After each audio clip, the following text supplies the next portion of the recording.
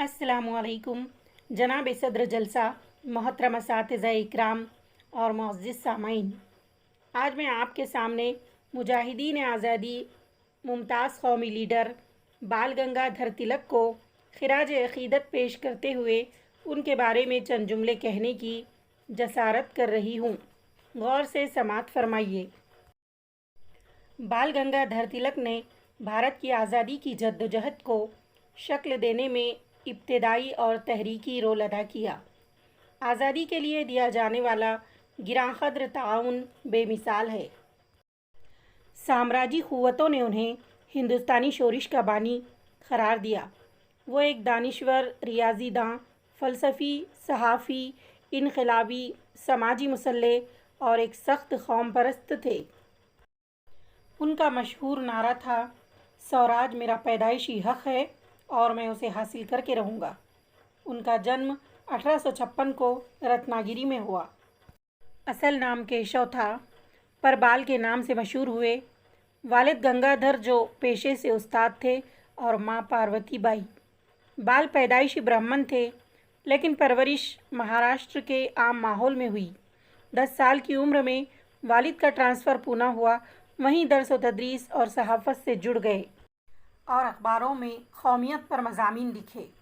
उन्होंने मराठा और केसरी नामी 2 अखबार जारी किए। तिलक ने मुकम्मल आज़ादी यानी स्वराज का मुतालबा किया। 1872 में पूना में मैट्रिक की तालीम मुकम्मल की और उसके 1 साल पहले 1871 में कोंकण में बिलाल बाल ख़ानदान की सत्याभामा बाई से शादी की। मैट्रिक के बाद दक्कन कॉलेज पुणे से ग्रेजुएशन और अल्फिंस्टन कॉलेज मुंबई से लॉ की पढ़ाई की। उन्होंने भारत की आज़ादी के लिए जद्दोजहद के मुस्तक़बिल को एक ताकत और आवाज़ बख्शी। लोगों में कौमी जज्बा उभारने और हर घर में उस जज्बे को पैदा करने के लिए गणेश उत्सव और शिव जयंती जैसे सार्वजनिक त्यौहार मनाने का काम किया, ताकि लोगों में सियासी शऊर पैदा हो। उन्होंने तालीम को जमहूरियत और आज़ादी के तस्वुर को वसअत देने की एक क़ुव्वत के तौर पर पहचाना था। वो अवामी तालीम पर पुख्ता यकीन रखते थे। तिलक एक जय्यद आलिम और बेबाक सहाफ़ी थे। वो अपने अखबारों में अंग्रेज़ों के ख़िलाफ़ बाग़ियाना तहरीरें लिखते थे, जिसकी बिना पर उन्हें 1 साल क़ैद बामशक्क़त की सज़ा दी गई। 30 अप्रैल 1908 को खुदीराम बोस और प्रफुल्ल चंद चाकी ने जज किंग्सफोर्ड को बम से निशाना बनाया। वो इस हमले में बच गए, लेकिन 2 बरतानवी ख़वातीन हलाक हो गईं। अंग्रेज़ों ने खुदीराम बोस को गिरफ़्तार करके उन पर मुकदमा चलाया।